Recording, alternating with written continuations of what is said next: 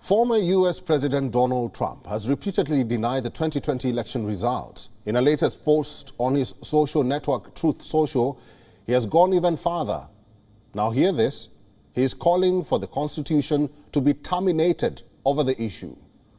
Donald Trump wrote, and I'm quoting, "Do you throw the presidential election results of 2020 out and declare the rightful winner, or do you have a new election? A massive fraud of this type and magnitude allows for the termination of all rules, regulation and articles, even those found in the Constitution." His post came after Elon Musk retweeted a thread of tweets revealing internal documents about how the company handled a news article. The New York Post article in question here was about Hunter Biden. It was published in the run-up to the 2020 U.S. presidential elections.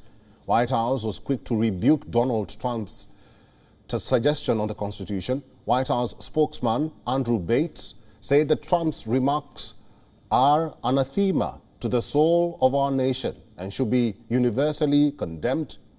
He also added, "You cannot love America only when you win."